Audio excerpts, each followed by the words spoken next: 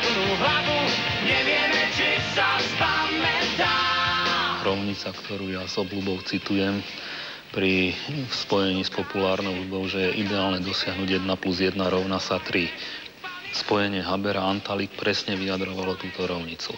V tom týme ako párkrát sa objavil zapichnutý stojan v podlahe odo mňa, čo som sa tak rozhovoril a tak ma vedel Dušan vytočiť. To je možno aj potrebné pri tej tvorbe tých platín, lebo keď nie všetko ide moc hladko, tak niekedy sa stáva, že potom tá platňa nemá šťavu, ale to iskrenie prinášalo zo sebou aj taký podnet. Človek porozmýšľa, bolo to treba, jedna skúška dopadla tak, že Pálo zapichol stojan do pódia, takže ho technici nemohli vytiahnuť, lebo ja som povedal, že jeho skladba, ja neviem už ktorá, je príliš sladká. A na druhý deň som porozmýšľal o tom a vznikla to, tuším, Severanka, ale nie som si istý, čo je jeden z najväčších hitov. Tam ma Pálo presvedčil, že áno, že dá sa ísť aj touto cestou. Každý sa snažil tam mať svoje pesničky na platniach a každý sa to snažil nejakým spôsobom prepašovať. A každý má tú svoju pravdu, keď dodal tie veci. Každý si o tých svojich myslí, že sú najlepšie. Boli aj okamihy v štúdiu, keď sme museli s Pálom nájsť takú tú spoločnú výslednicu, lebo som vlastne mnohokrát Pála nútil do polohy, ktorej možno on nebol celkom doma. Ale to som zase obdivoval, že aj napriek tomu, že je veľmi cieľami, vie byť veľmi tvrdý a priamy a samozrejme aj tvrdohlavý, náš minulý líder, tak obyčajne po nejakej takej pauze, že sa šlo do bufetu, sa vrátil a povedal, tak povedz, ako to chceš. A to bolo také moje malé víťazstvo a tak vznikli potom tie najrokovejšie veci na tých doskách. Áno, Dušan, aj sa spolieham na to, že bude vždy môj oponent a bolo by dobre, keby aj on rastol hudobne, aby sme toho ešte po prípade dosť urobili, lebo je dobre, keď je také napätie medzi pár členmi v kapele. Prstom píšem do tmy svoj telegram. Zas mi chýbaš. Len 3 slová z adresou, kto vie kam. Aj keď my sme neboli moc spokojní so zvukom tejto platne, lebo ako v podstate stále nováčikovia sme si nemohli moc dovoliť v štúdiu hovoriť do zvuku. Ale že sme to robili a za čo som bol aj dokonca na koberci, si pamätám v terajšom opuse, pretože práce sa zasekli, lebo som urazil zvukára. Ale vyriešili sme to potom v spokojnosti, ale nechcel som ho uraziť, pretože som povedal, že si pamätám aj prečo, že ten hal na tej skladbe znie tak záchodovo. On to zobral osobne, ale ja som myslel na záchod ako priestor. Vlastne, keď sa ten album nahral, tak ten pocit toho albumu sme mali dobrý a nespomínam si, že by niekto mal pocit, že teraz sme urobili zlú nahrávku a že teraz sme spravili prepadák. Nakoniec ten album vôbec prepadák nebol, to bol z hľadiska štatistických údajov vôbec najúspešnejší album skupiny Tým, ten druhý album, takže nevidím dôvod na nespokojnosť. Jednu kožu nosím už stovky dní, možno, že som trochu viac zjazvený.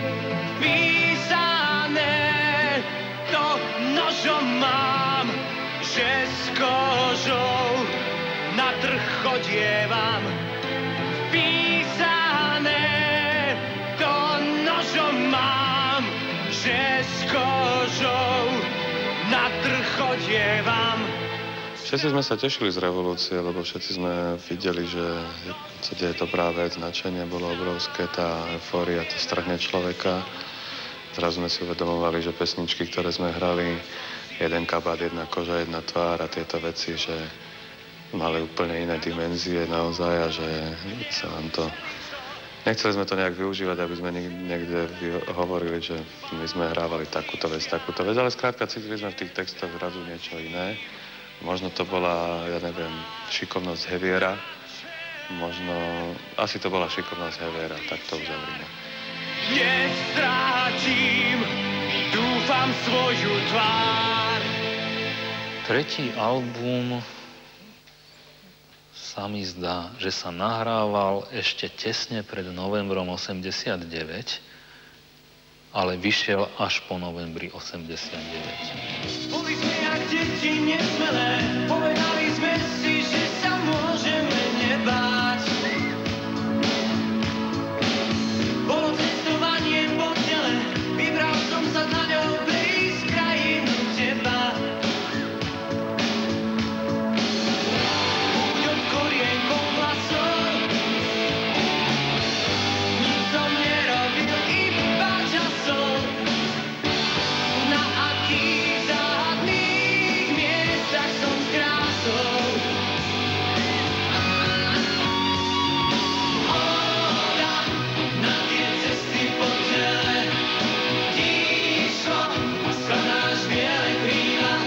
sú náhle dospelé.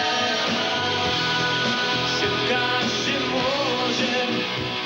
Zrazu nebolo problém dohodnúť koprodukciu medzi firmou Opus a súkromnou moravskou firmou Tommy Records. To bolo pred rokom 1989 nepredstaviteľné.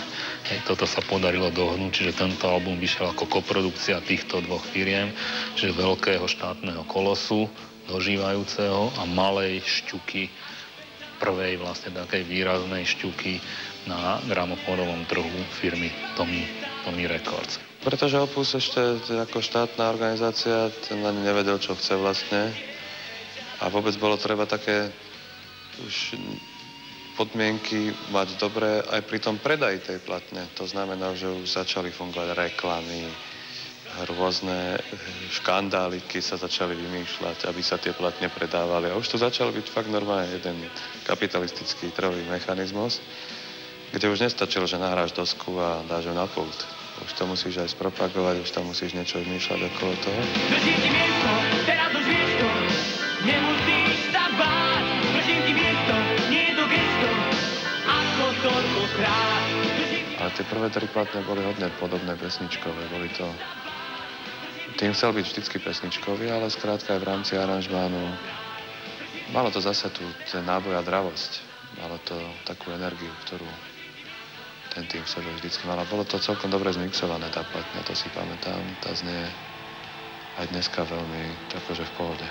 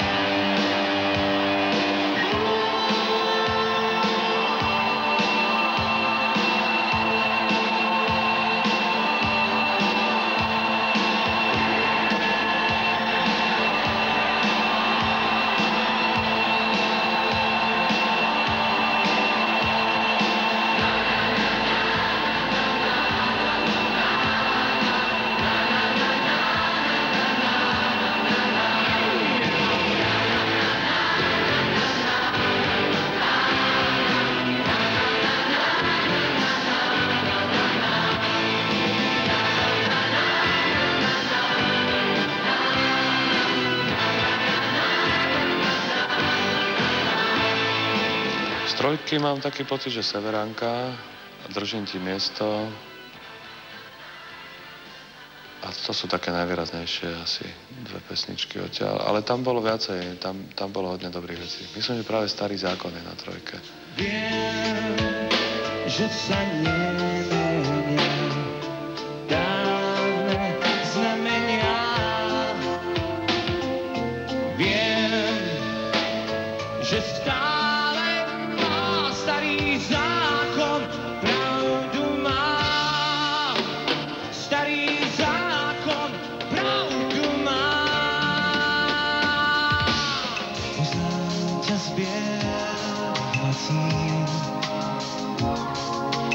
a predsa hádam, kto si. Viem, že si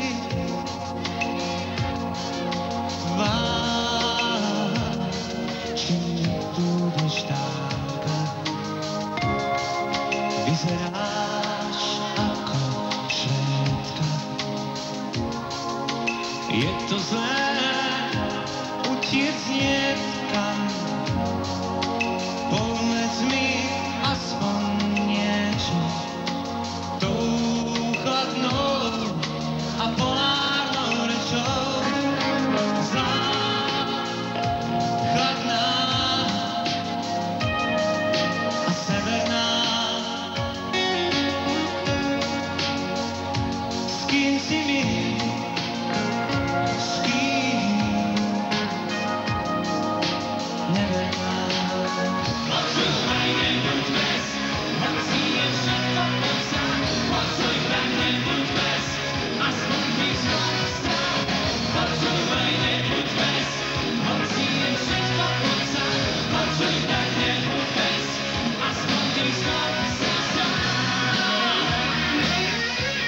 Takým predstupňom k tomu, že sme dosiahli v roku 1990 na naše pomery niečo výnimočné, to znamená, že skupina Team vyšla na singli v Anglicku. To nebolo bežné. To nie je bežné ani dnes.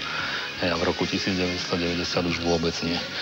Tak predstupňom k tomuto bol taký veľmi zaujímavý zájazd skupiny Team v lete roku 1989 do západnej Európy. A to bola veľká a nehynúca zásluha vtedajšieho manažéra skupiny Team, Stana Marčeka, ktorý okrem toho, že robil manažéra rockovej skupiny, tak zároveň veľmi holdoval Esperantu. Ale my sme samozrejme nahrali aj platňu, ktorá je mimochodom hrozne zle zmixovaná v Esperante, prvú platňu Team. Vôbec to nie je big beatový jazyk, je to nejaký hybrid. Ale vtedy nám to vôbec strašne vyhovovalo a my sme sa v zápätí pozreli naozaj na ten festival do Anglicka. Za hranicami v Nemecku sme sa objímali, otvárali sme šampanské, že sme konečne na západe. Ja som sa dostal vlastne na západ v 28 rokoch prvýkrát, alebo nejak tak som mal. No a bolo to celé úžasné a veselé. Aj keď sme tam odohrali nejaké 2-3 koncerty, myslím, v Holandsku, v Nemecku a v tom Anglicku, v Brightone sme hrali v sále, kde hrali pred nami Status Quo. A na to vystúpenie sa prišiel pozrieť istý pán, ktorý sa volal Michael Walker, aj sa volá teda Michael Walker, a ktorý mal za manželku Slovenku, Ivanu Walkerovú, rodenú Trnavčanku, ktorá bola v tom čase jeho manželkou, a on sa rozhodol, že sa pokúsi ako anglický manažér niečo s tým urobiť v Anglicku. Takže to je super, že my sa vám ozveme a že by sme mohli niečo tuto v Anglicku preraziť, lebo vtedy sa už sa schylovalo k roku 89 a už to tu bolo na spadnutie. Takže my sme potom išli ešte raz, a to už bolo po revolúcii, tesne medzi tým prišla revolúcia. Ja som potom už išiel sám do Anglicka. Brali sme odtiaľto podklady veci, ktoré si oni vybrali. On do toho zatiahol Kennyho Jonesa, bubeníka z The Who, a pána Osborna, ktorý textoval dovtedy pre Eltona Johna nejaké veci a Kiki D a táto partia ľudí, a tí sa dali dohromady. On textoval nejaké naše veci. Vybrali si piesen pre nesmelých, dali tomu názov Change, zmena, a hodne to, ako sa snažili využiť tú situáciu, ktorá vznikla, že konečne sme slobodní, aj ten text bol skrátka o tom, a že toto je to, s čím prerazíme. Change, looks like your time has come. Strange, changes bring hope for everyone. Tá pesnička znie veľmi príjemne. Spieval tam s nami Christis, basový gitarista, vokály. Oni mali takých Yellow River. A celé to znelo už naozaj. Bolo to fakt dobré a dostalo to taký iný rozmer, zase tie veci. V angličtinu som mal dobrú, boli všetci spokojní. On sa párkrát odvysielal v anglických rozhlasových staniciach. Zjavne to tam nikoho nejak veľmi nezaujalo a tým to celé skončilo. To malo ešte jednu takú dohru, keď tu bola Kiki D na líre, tak sme s ňou hrali. Ona dokonca uvažovala, že si nás zoberie ako takú doprovodnú kapelu do Anglicka po šnúre koncertov, lebo ona akurát skončila v jednom muzikálovom predstavení. Myslím, že to boli Pokrvní bratia, ona hrala v Londýne. A chcela ísť koncertovať znovu, ale potom už sa prerušili úplne kontakty, takže to bolo celé naše pôsobenie smerom von.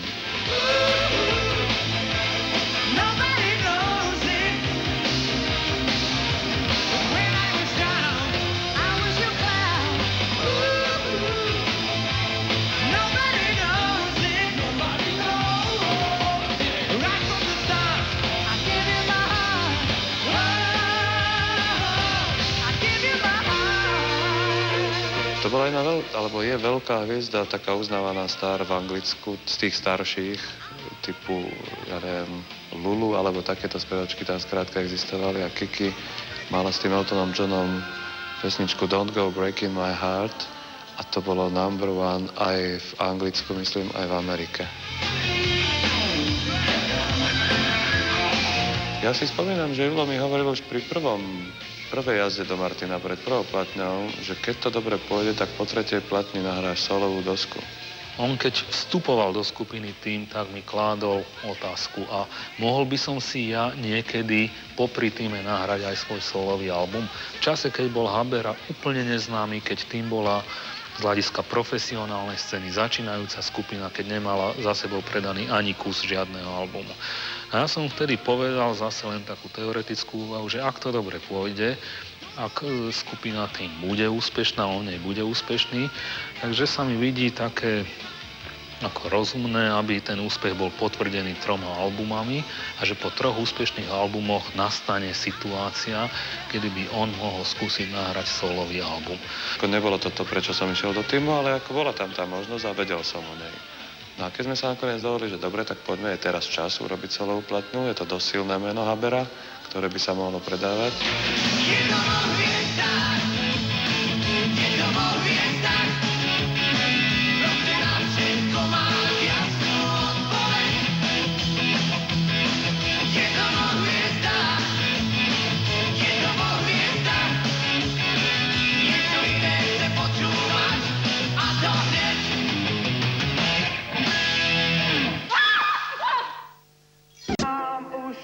Niekoľko zím proti vetru stále chodievam s ním. Má pár dier, mám ho však rád. Nemusel som ho prevracať. Má pár dier, mám ho však rád. Nemusel som ho prevracať.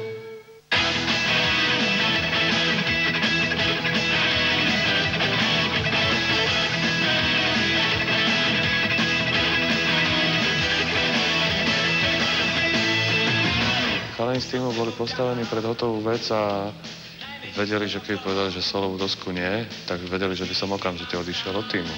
Lebo ja som mal toľko pesničiek porobených v rámci aj tých treníc autorských v Týme, ktoré sa mi nedostali na tie platne a tam som ako nechcel bojovať a prečo sa s niekým hádať niekedy, už fakt som si povedal, to dobre. Takže to bola vlastne, ja som to bral ako takú splátku Týmu za to, že som bol ochotný tolerovať ich veci, ich autorské nároky, ich nároky z honorárov autorov a všetko.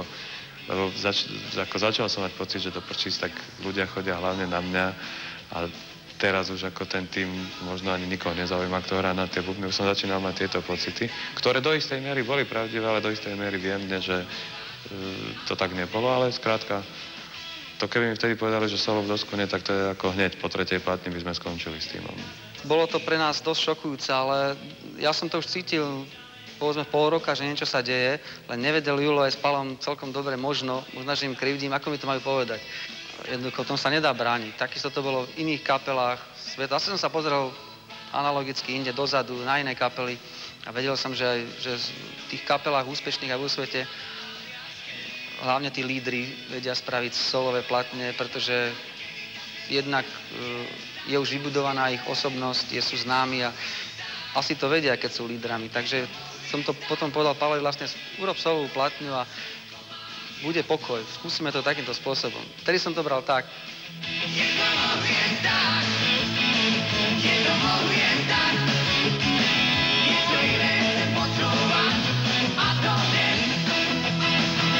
Tým po tretej platni a po tej štvrtej hlavne začal pomaly upadať a tá solová kariéra, tak ako mne na začiatku pomohol Tým, tá začínala pomáhať skupine Tým a tie pesničky už sme hrávali aj s Týmom, je to aj keď to nebola týmacká pesnička, tak sme to hrali na koncertoch, lebo ľudia to chceli počuť a boli tie veci úspešné a určite to na istý čas predĺžilo kariéru Týmu.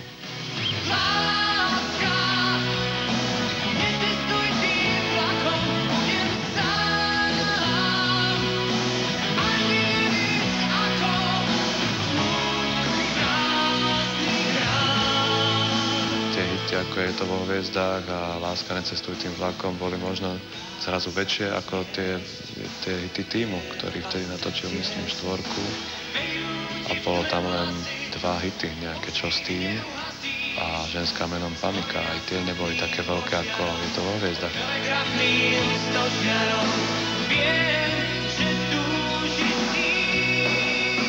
Veľmi veľa tam urobilo to, že tam bola výborná kapela, ktorá aranžovala tie pesničky spolu, že tam hral David Koller na bubny, Ďuro Burian hral gitary, Martin Karvaš klávesy.